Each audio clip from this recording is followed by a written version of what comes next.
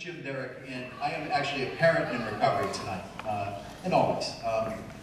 My recovery story is that my middle son started showing signs of substance abuse around 13, 14 years of age. We did the best we could with what we knew how. It was very frightening. We didn't know what we were looking at. And back then, it was probably 10 years ago, his mom and I, we just, she's here tonight. Where is she? I'd love it if she joined me over here. If she doesn't want to, that's okay. But we just did the best we could. We just bumbled along, and we got the more and more he got into trouble. What did it look like? It was ups and downs. It was. We thought he had major depressive episodes and anxiety, and we took him to countless doctors, and we found a little bit of weed, so we said we'll drug test you and we'll put you through the groundings that any parent would do, and all of the things that we thought we knew how to do. We were completely unequipped for what we were doing. Absolutely unequipped. So I'm going to fast forward to you to the year 2000, and, well, not fast too far forward, but I think it was 2011. My friend Kenny McDonald, who was here, took me down to Bradenton Blues Festival, and Mike Zito was on stage. And it was like, I was pretty upset with what had been going on in life, and kind of bumbling along, and I didn't know Mike's story at all. And I see this guy playing. Blues festivals, if you've ever been, they're great to go to, but you see a variety of acts, and there was something about Mike that screamed to me authenticity. I said, there's something about this guy. And I remember going down to the after show, which was like 2 o'clock in the morning or something, with Jennifer Magnus, and I think Curtis Salgado was there. And I was like convinced there's something about this guy. There was a look that he had that was different than he seemed just locked in. He was having fun, but he was locked. Give him a look. Give him a look. So anyway, my son continued and his drug abuse escalated, and it was extremely frightening. And on March 26th of 2015, he rolled his car over while overdosing and was without respiration at the scene, flown to UMass Memorial Medical Trauma Center. And there was a period there where he was in a coma for about 6 weeks, and we didn't know whether or not we were going to lose him. So along that time, between 2011 and 2015, I had been following Mike both on tour and on YouTube. And because he's so generous about telling his story, I knew that he was in recovery. So I thought, he's only got 46,000 fans following him on Facebook. I'll send him a note. He'll probably answer me. No, I actually thought, you know what? I'm going to send him a note because it's going to be therapeutic to write it. Honestly, I didn't expect a response. He was in Oslo, I believe. You were in Oslo? Yep. So he was in Oslo. I look at his tour schedule and I thought, what are the chances? I'm going to send this note, and I have excerpts of it here, and I won't read the whole thing.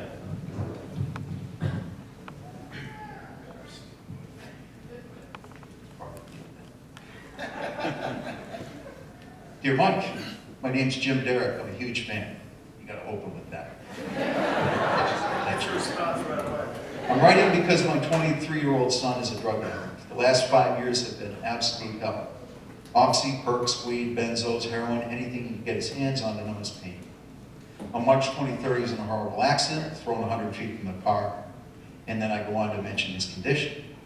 I said, Mike, as a parent yourself and a man in recovery, I know you know something of this journey. I'm reaching out simply because I find your story compelling. Yeah. I find your music moving, and I listen to it one step at a time every day. I'm hoping one day that I can bring my son to a show to meet you, and I'd appreciate your prayers. You inspire. Peace, Jim. That was on April 14th. 2 days later, I got the following. Thank you for writing, Jim. It means a lot that you share with me. I can feel your pain through your message. I can't imagine the suffering I inflicted on my parents and my family here. I know how much I love my kids, and obviously your son means everything to you. The disease of addiction is cunning, baffling, and powerful. The illness is so hard to come to grips with, but it is absolutely possible with honesty. I pray for your son and your family. You might consider an Al-Anon meeting. My wife goes and has known for years. It really helped her to understand what's going on with me. Stay in touch, Jim. Hang in there, and God bless that boy of yours. Peace, Mike.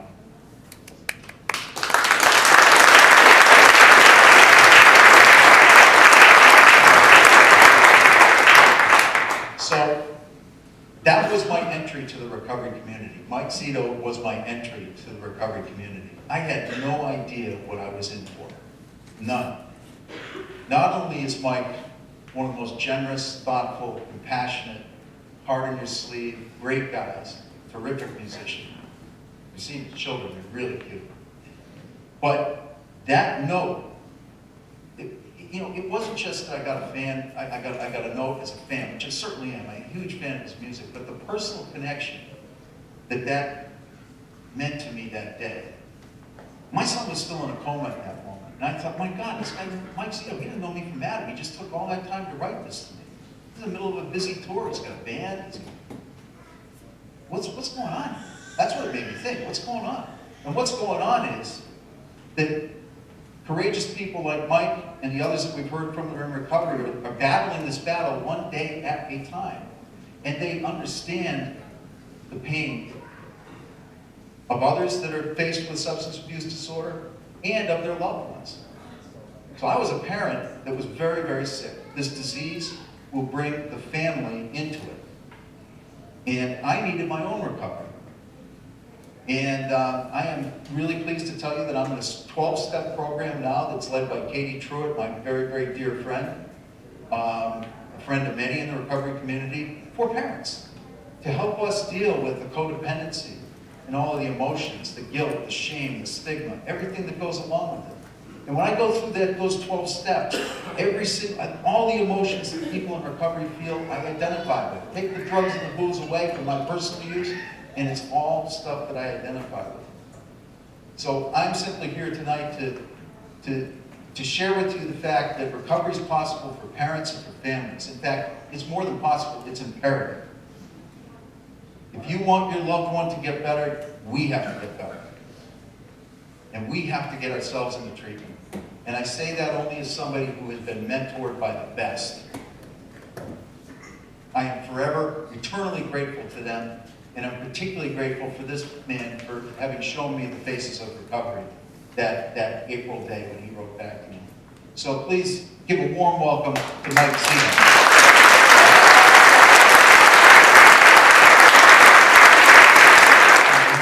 How are y'all doing?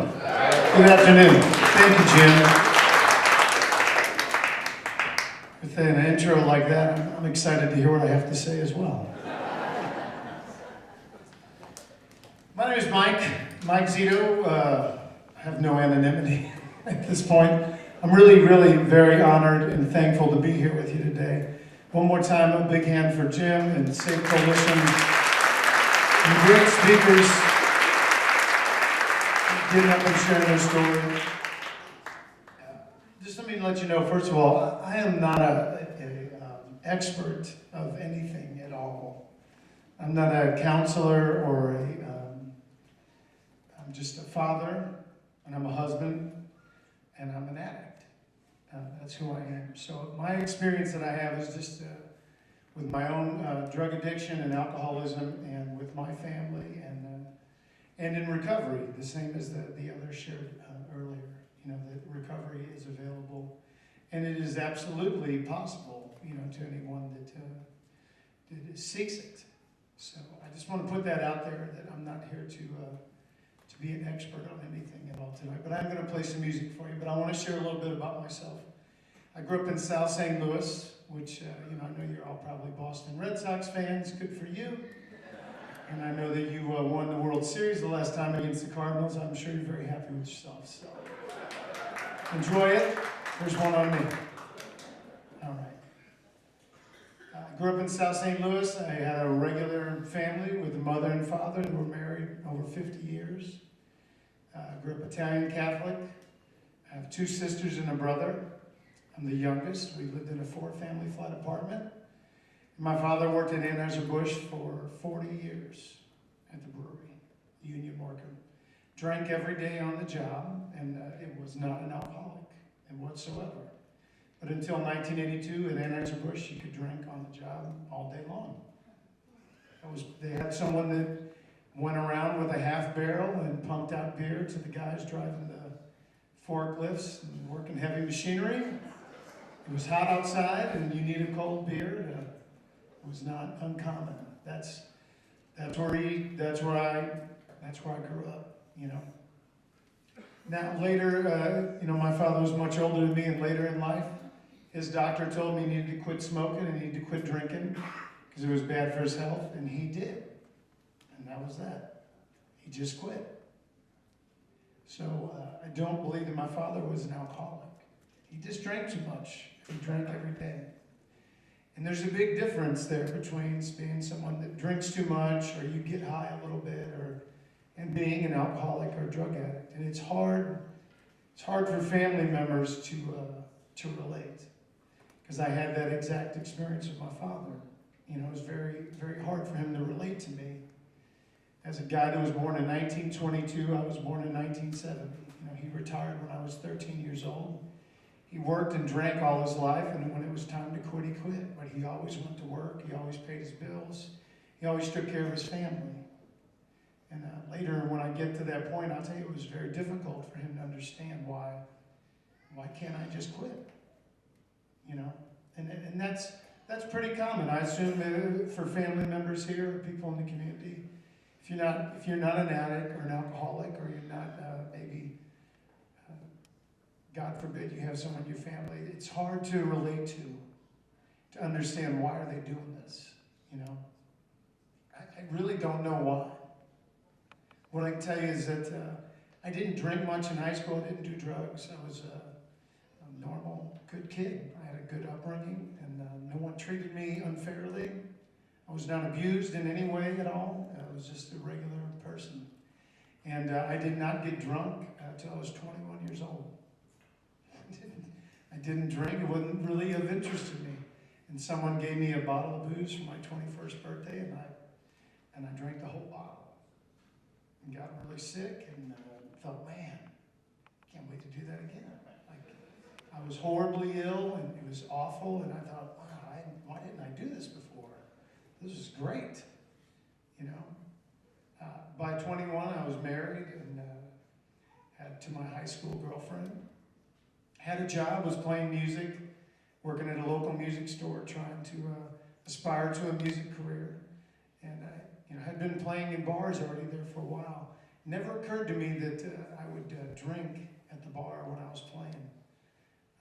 And the more and more I got into music, you know, the people that my heroes, Jimi Hendrix and Stevie Ray Vaughan, people like that, they were all drug addicts and alcoholics, and, you know, so a lot of the music was about it, you know, it was like, and so slowly over a period of time, I started drinking regularly and thinking, oh, I probably need to drink and I need to start experiencing, you know, some bad times if I'm really going to become an accomplished blues musician. That's really what I honestly thought, as you know, I should start to drink and do drugs. That's the only reason why. I mean, there's no other reason. There was nothing other than it was there, and I thought that would be cool. It's what makes good music, you know.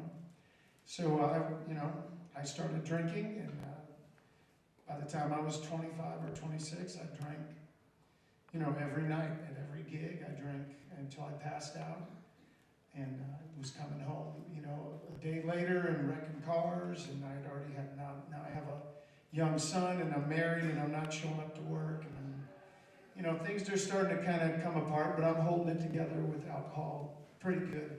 I didn't drink. Here's a key part. I didn't drink at home, and I didn't drink all day. Sometimes I would go a whole week and not drink, or 2 weeks. But the next time I drank, I just couldn't stop. It didn't matter how often I did it. The next time I drank, I just drank until I blacked out, until I was done. And then I might wait another week or two, and then if I'd say, well, I'll just have a couple beers, and I'd drink a couple beers, and then I would drink until I blacked out. So this went on for a while. And you know, the funny thing about alcohol is, you know, don't let anyone fool you. Alcohol, drugs, it's all the same thing to me. I mean, it's the exact same thing. Alcohol is a drug. I could just, I could kind of cope with the alcohol. You know, it made me pass out, is what it did. It made me pass out, so I'd have to stop. So somewhere in there along the way, I got divorced, and I was out all the time, and I was wrecking cars. And a guy at a bar, who I honestly think he had my best interest at heart, looking back, offered me some cocaine one night. Because he said, you know, you're going to wreck your car driving home again. You're going to hurt yourself. You should do a little bit of this to wake you up, so you'll get home safely. You know, you've already wrecked 2 cars. So I did.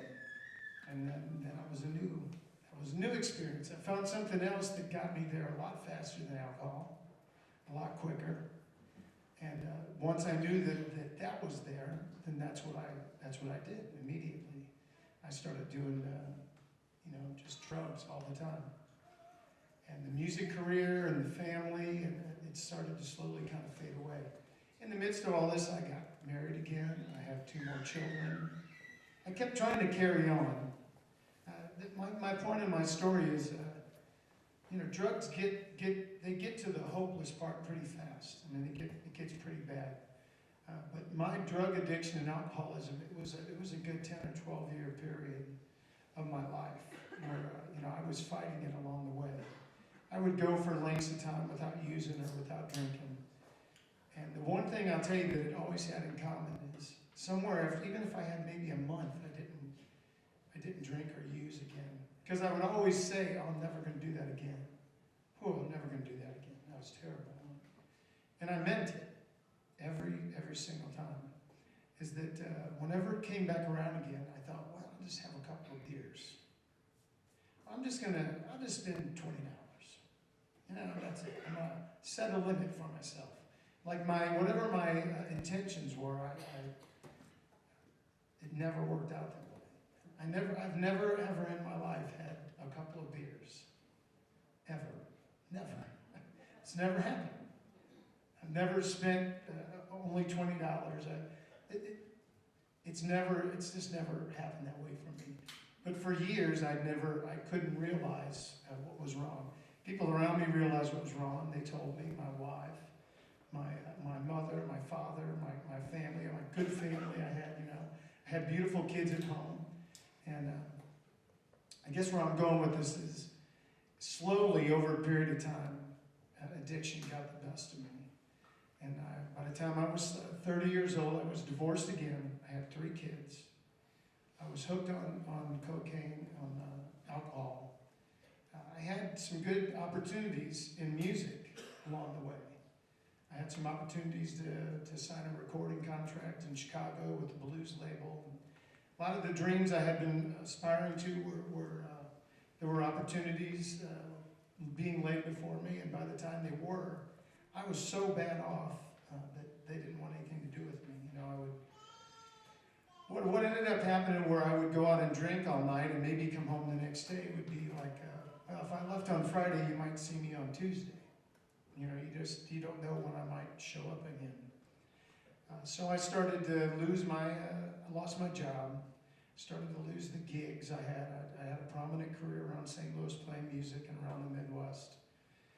And people started not hiring me anymore. And you know, the speaker earlier was correct. I mean, you know, I work in a bar. I mean, people are there to drink all the time, you know. They're pretty lenient with musicians. It's okay. You can be on stage and be drunk or be messed up. So you have to be pretty bad off when they stop hiring you. Because it means that I'm not showing up. I don't show up. I would be 2 blocks away in my car, and the place would be packed, and people were waiting for me, and I just couldn't get out of the car and go in. I was too messed up, you know. So eventually I lost all these gigs, and it just got worse and worse. And so I started stealing. You know, I'd steal from my parents. I'd steal money from my mother's purse. I'd steal money from my friends. I'd go to their house and, you know, steal their watch or some jewelry and go pawn it. I started pawning my guitars and pawning my equipment. I couldn't see my kids anymore. You know, I was not allowed to come around. I had nowhere to stay. I was, you know, kicked out of my house. Was kind of in and out of the dope man's house. And all along, you know, I can't stress enough to you that there was plenty of time periods where there might be a month where I wouldn't use anymore. I would get a job, I'd go do some labor, I'd go do roofing or something. You know, I wasn't playing music anymore, but I'd go find some kind of employment, and people, my family would think, oh, he's doing good. Hey, it looks like he's doing good, he's going to work every day. I'd stay away, but something would happen. Something would happen, and if somebody would say something to me, my wife, my ex-wife would say something to me that hurt my feelings. You know, I couldn't see my kid when I wanted to. Whatever it was it was small, but it would rub me the wrong way, and the next thing you know, I lose my job, spend all my money, didn't show up to pick up my kids. You know, it just went on and on and on.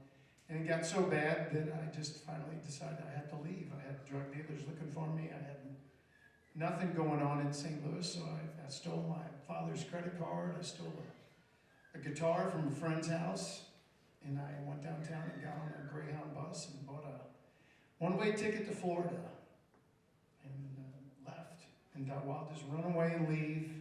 These people don't need me around. I'm ruining their lives, you know. Woe is me.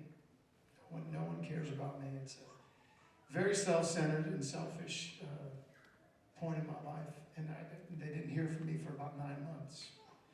Didn't see my kids. They didn't know if I was alive or dead. I stayed homeless in Florida.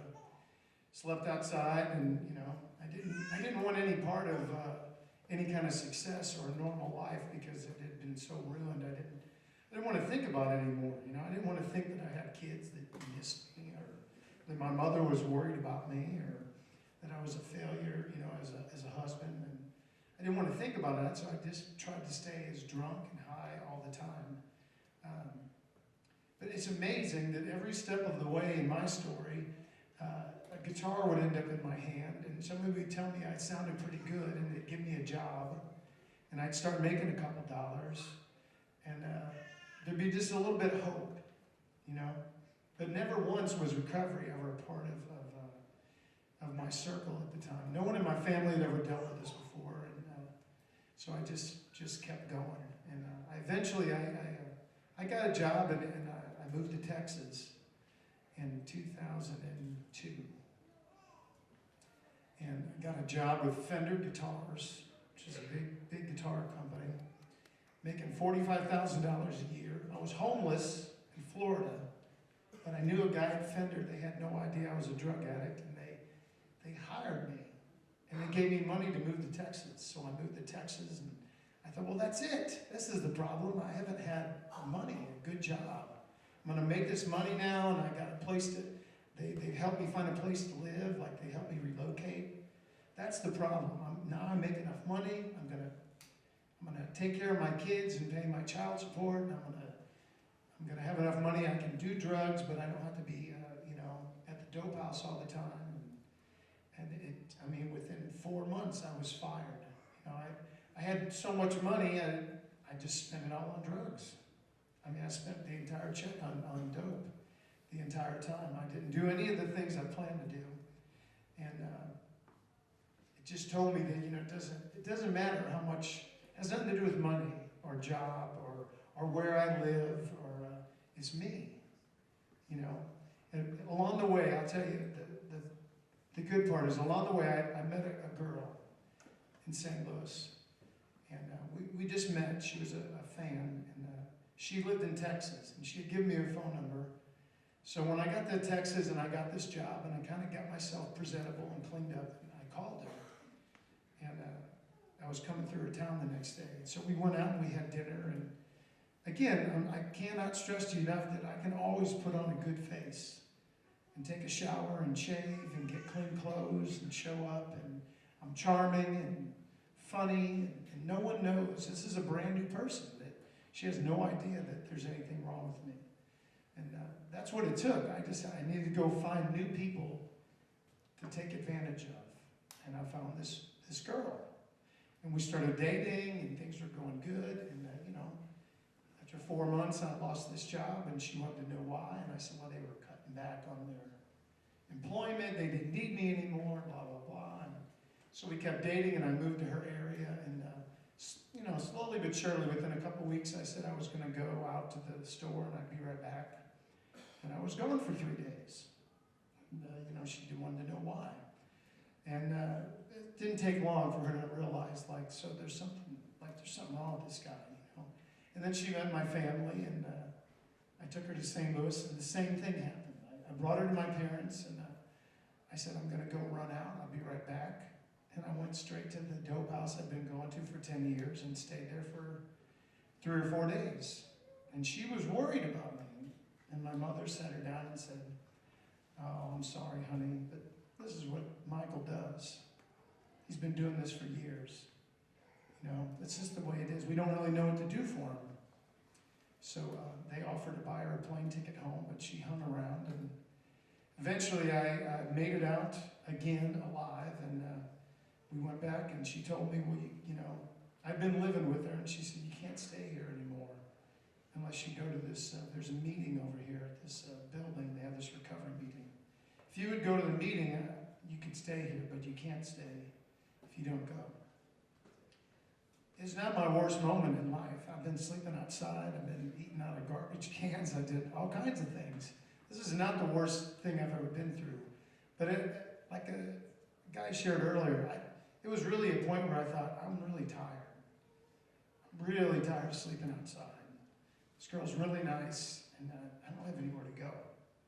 So I said, sure, I'll go. And I went just like that, like, yeah, all right, I'll go. So I went to the meeting, and I didn't pay attention, I didn't listen. I just went because I didn't want to get kicked out of the house. And I went for about 30 days, and then a guy called, and he said that he had some dope, and did I want to come over? And it was a different kind of dope than I was used to doing. And I thought, well, maybe, maybe this would be the dope I get to do. Maybe I've been doing the wrong dope. You know, maybe I'll try this dope. Maybe it's that dope that's not good. This would be the one that'll work. I'll go over there and try that. So, I told myself, I'm going to go over and have a couple of beers. I'm going to get high a little bit. We're going to play guitar. I got to be at work tomorrow morning. Things are going good. That's the plan. And I went and I stayed for, 6 days. And in the middle of the 6 days, I broke back into her house and I stole $500 or $600 of her Christmas money she stashed away. I stole a bunch of her stuff. I pawned my guitars. I pawned all my equipment. Luckily, she changed the locks the third time I went back to rob her. And 6 days later, I ended up back on her doorstep with, out of my mind, crazy, with nowhere to go. And she let me back in. I slept on the couch. And I woke up the next morning and I thought, I've got to go back to that meeting. Like, there's something wrong with me. There is something wrong with me. I have to go back to that meeting right now. Like, I feared for my life. It just hit me after a dozen years of using and drinking. Like, that's not my intentions. My intentions are just to go and have a couple of beers and have a good time. And I stayed out for 6 days and robbed everybody and ran the streets and just ruined everything. And I thought, that's what happens every time. Every time I drink or do anything that changes my mind or the way I feel, that's exactly what happens. The same thing happens. I lose my job. I get kicked out of the house. I lose everything. I spend all my money. I steal from people. And I get in a lot of trouble, and I cause everybody around me a lot of pain and heartache. And it just hit me like there's something wrong. There's something wrong with me. And I went back to that meeting on my own. And that was October 28th, 2003. And by the grace of God, I've been clean and sober since that day, ever since. And thank you.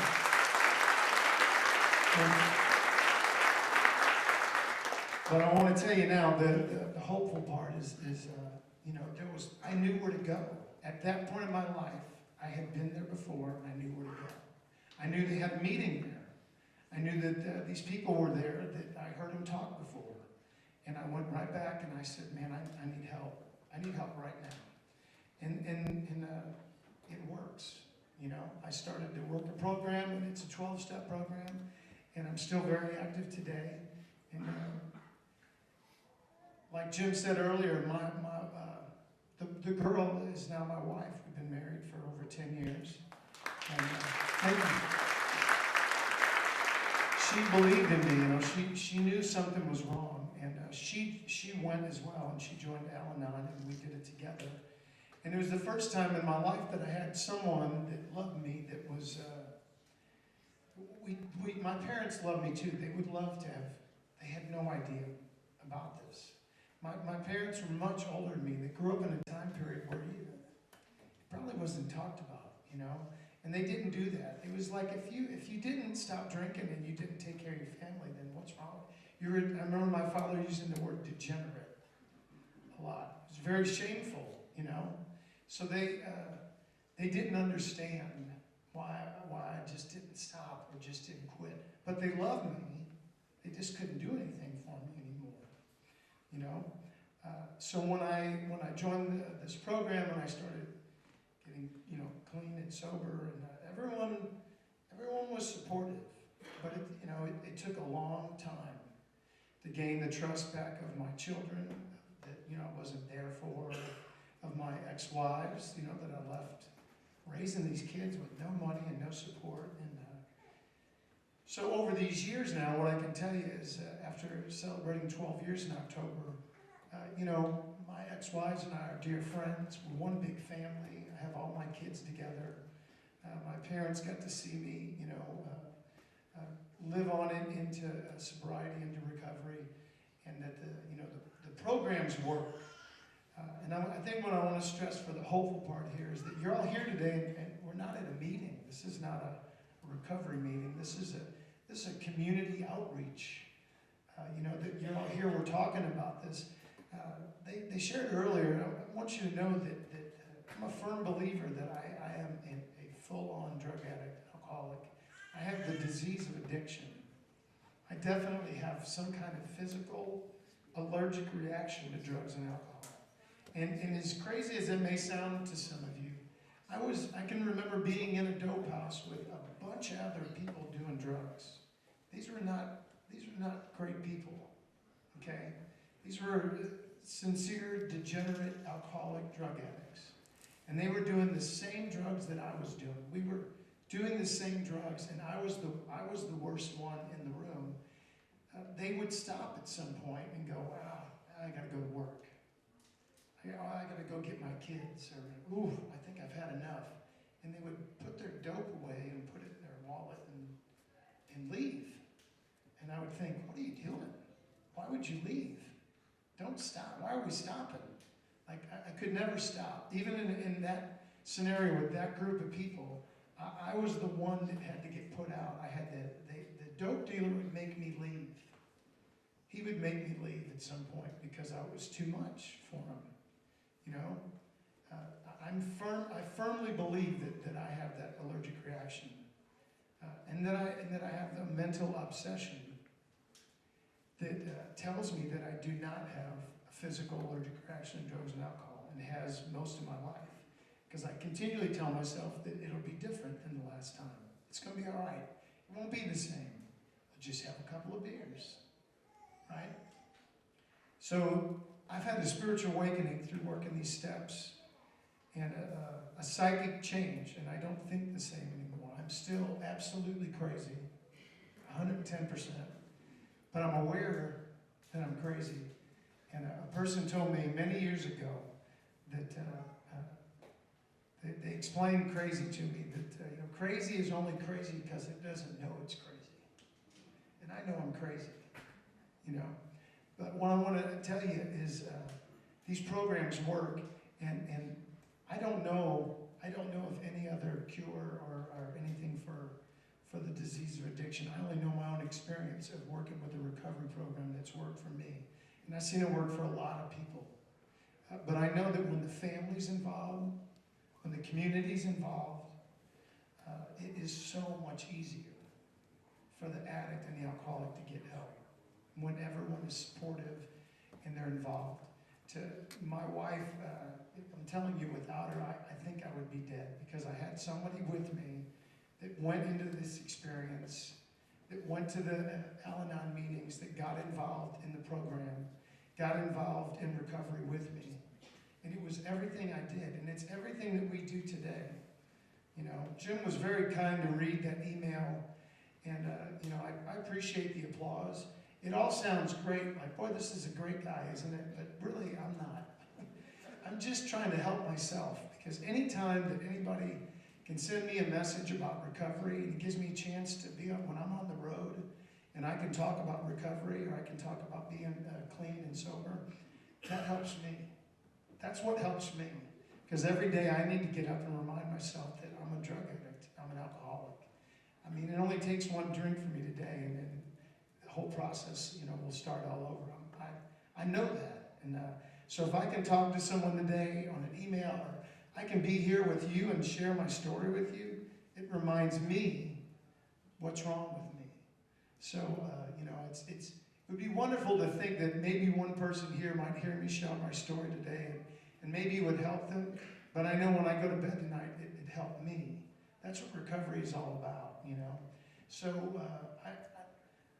the more that we can get involved as a community, to see you all here today and get involved and talk about this and bring it out in the open, it makes it, hopefully it makes it easier for the still suffering addict to maybe feel that they have somewhere to go, they have someone to talk to, that there's programs that you know, like they said, maybe getting more rehabs involved. Whatever it takes to get someone to quit doing drugs, that's, you know, anything that's available to help is nothing but good.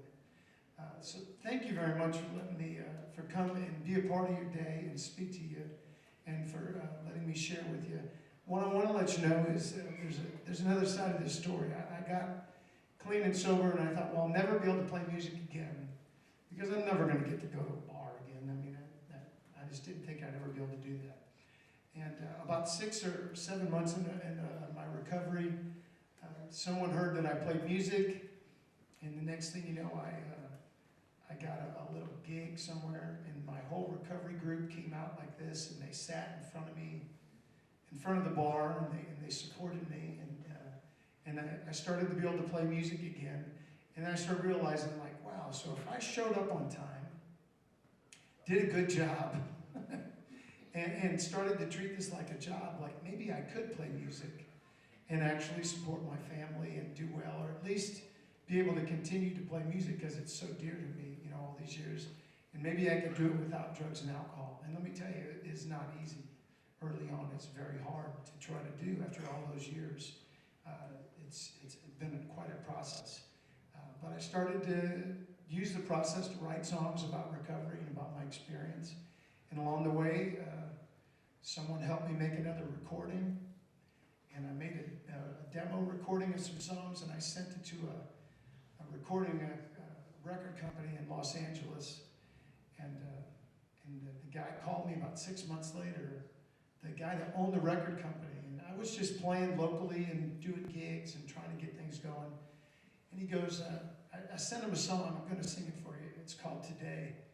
And he said, are you in recovery, man? And I said, yeah, yes, sir, I am. This is the president of the record company. He said, okay, I'll call you back. And then about a week later, he called me back. He said, I think I'm going to give you a record contract. And I said, what? You are? I said, you liked my music? You heard it? Yeah. He said, I said, man, you like my guitar playing? It's great. He goes, nah, it's okay. It's all right.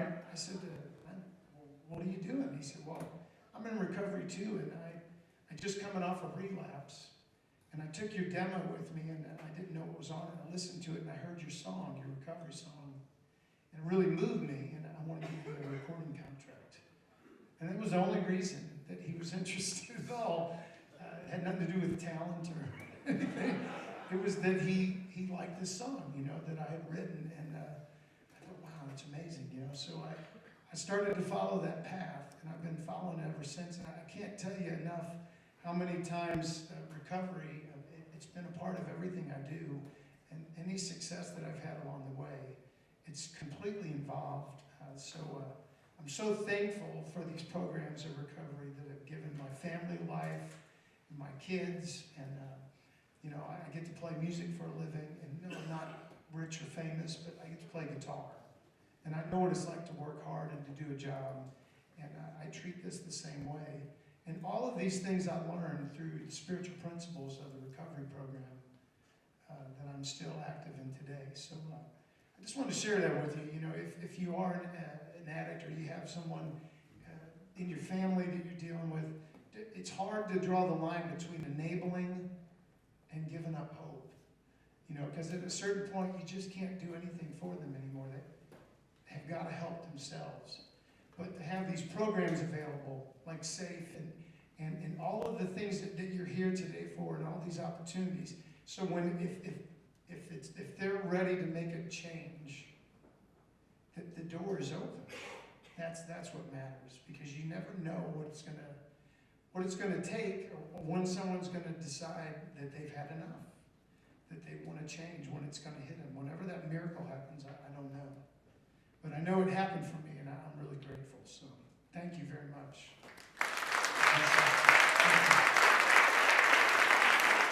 I told you should have put a timer on me. Do you mind if I sing a couple songs for you? Is that all right? We also have my band here today, and they're a great band. We're going to have them come up in a little bit after dinner, and we'll move these chairs out of the way. Maybe you guys want to dance, huh? Right? This is supposed to be fun. This is today we're celebrating that recovery is possible. Please do not lose hope, by all means.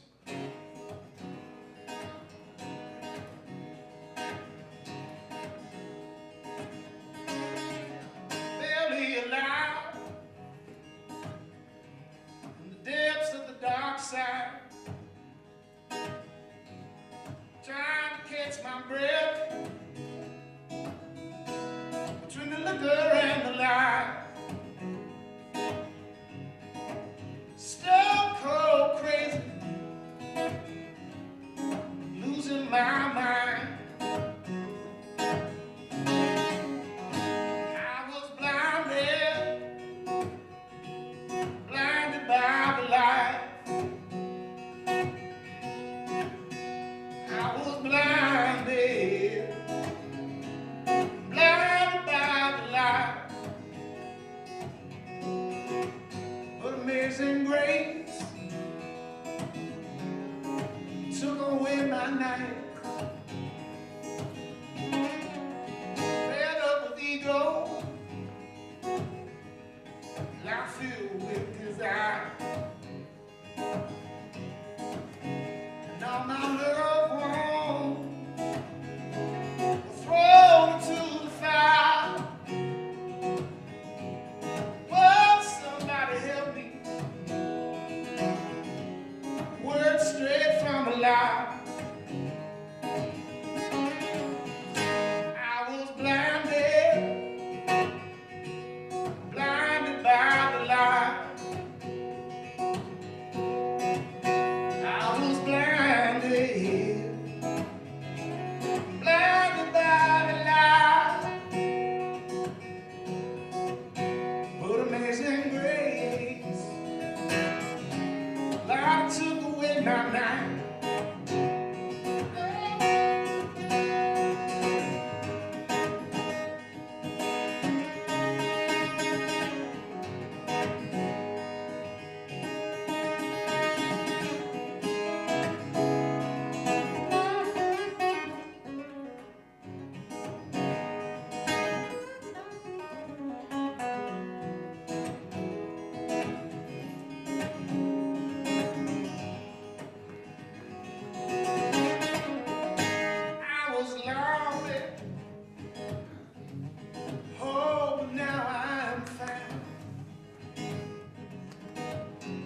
Broken heart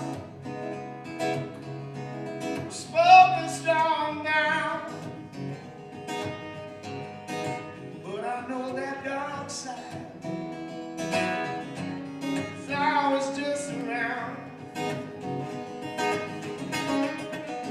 Oh, I was blinded by the light. I was blind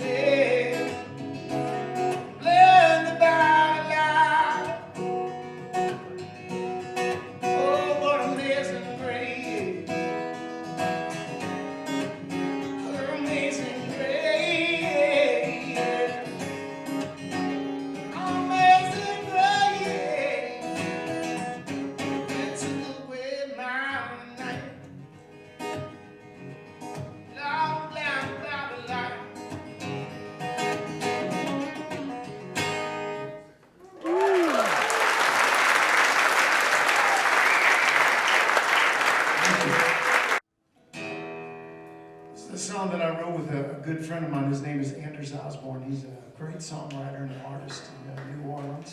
Yeah. Also a battler of sorts. And I think it's a good theme for today.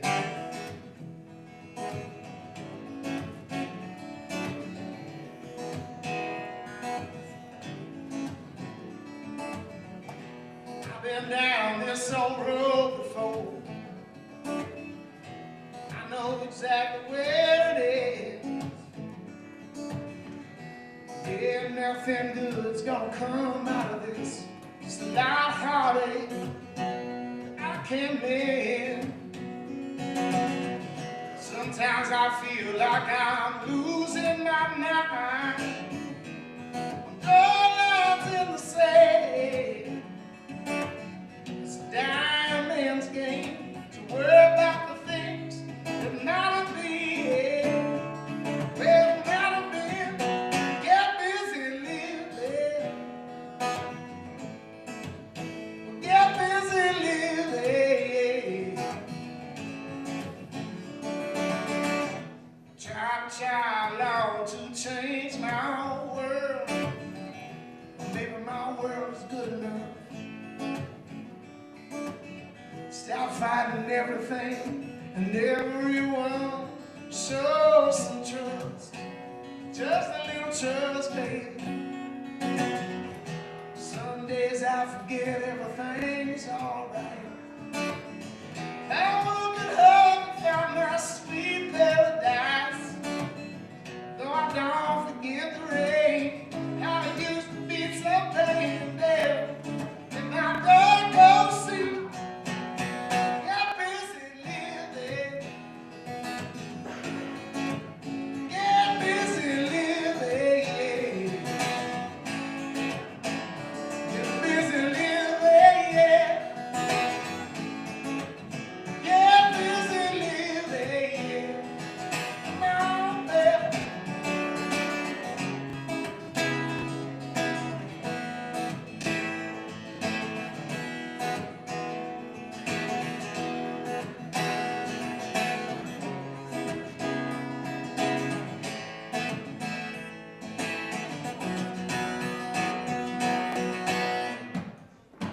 Got one life in front of me, Lord. Good Lord has set me free. I need to set this skin and let love begin before it's too damn late. 'Cause I've been down this old road before. I know exactly where it ends. It's time to give up that blame. Lord, play the game I know, and I know I'll never win. Get busy living. Get busy living. Come on, get busy living, baby. Get busy living.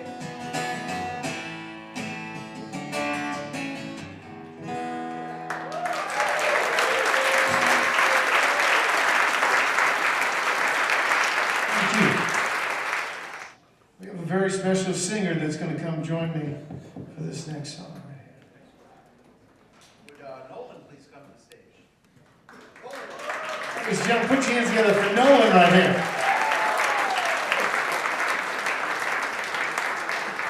He doesn't have a Red Sox shirt on, does he?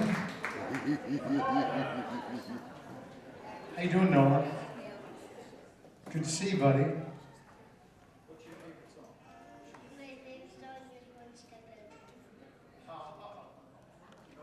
I do know that song. That's good. Are you ready then? Yeah?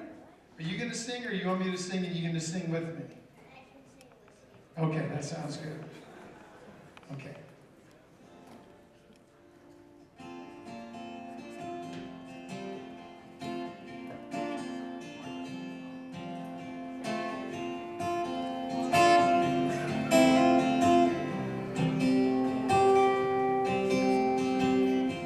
I wanted to know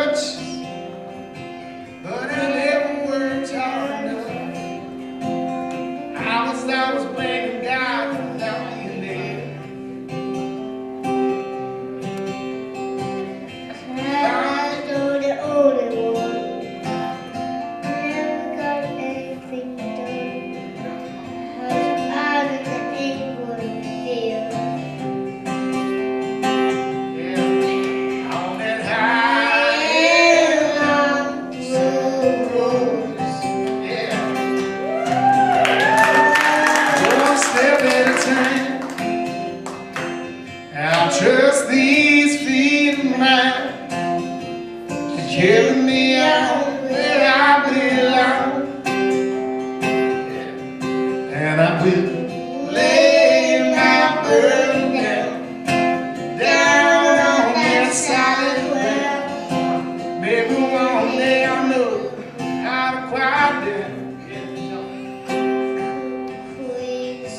Crazy song.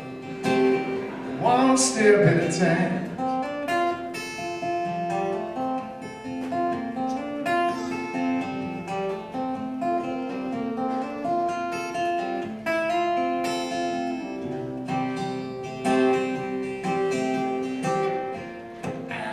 Too hard, I was breaking everyone's heart. I was losing my friends again and again. But looking back, I wish I had known I didn't have to walk alone. But I got lucky and got a chance to make amends on that high and lonesome road. One step at a time. Well, I trust these feet of mine to tell me out where I belong. And I will lay my burden down on that solid ground. Maybe one day I know how to quiet down. It's a crazy song. Just one step at a time.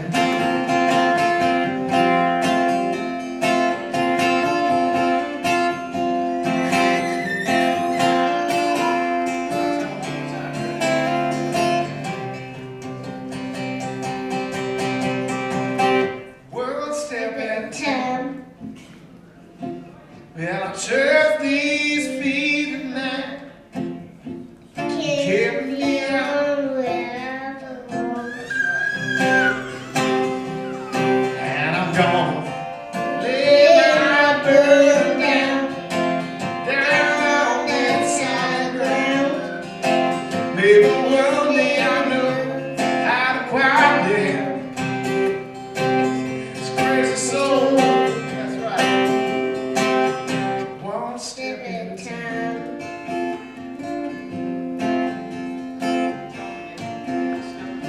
One step at a time.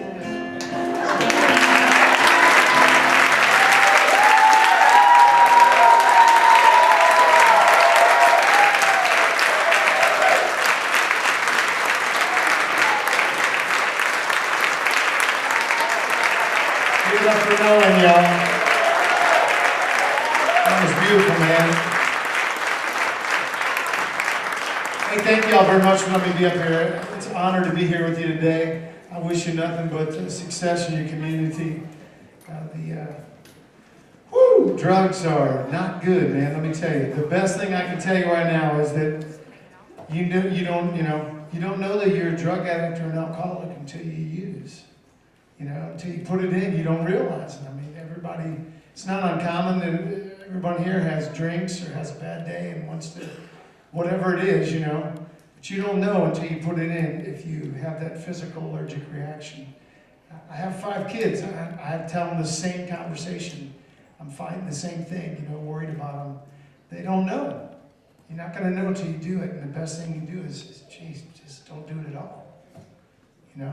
Especially the heroin and this is heavy-duty narcotics, man. Some serious stuff. The less that you can get it off the streets and get it away, the better. And same thing with the prescription drugs, all that. It's a real deal. So I will definitely keep you in my prayers, and thank you. I'm going to do one more song.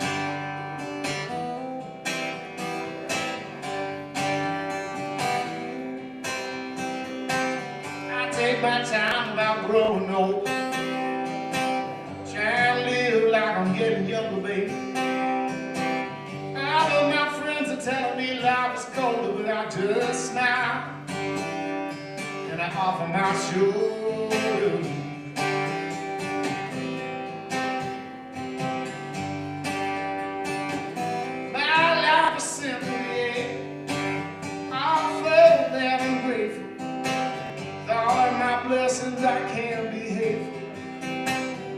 world is heaven, Lord, will you beside me?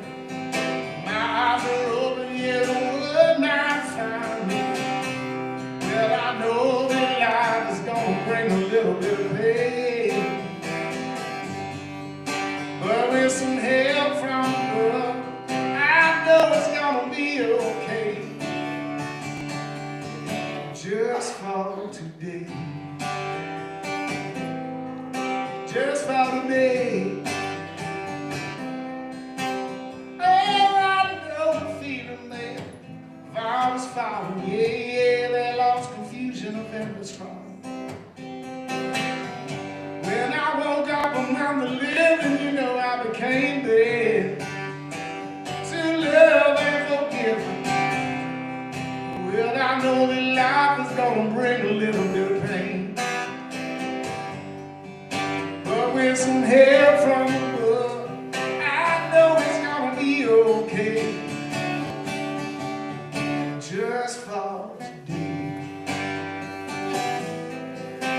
just for today. Now there's a world that's on fire. It's full of hate and desire. But I know love, darling, gonna pour like rain. Oh, baby.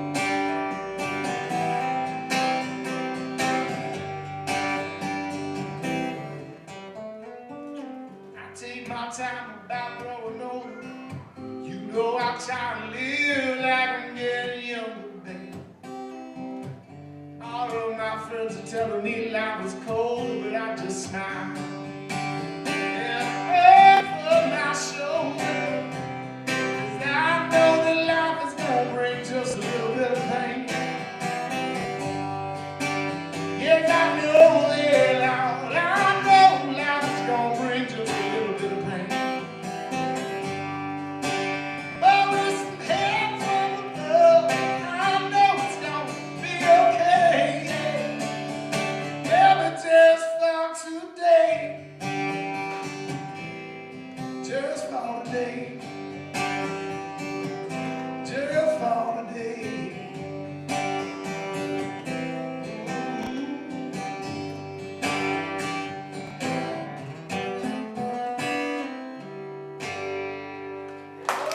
Thank you all very much.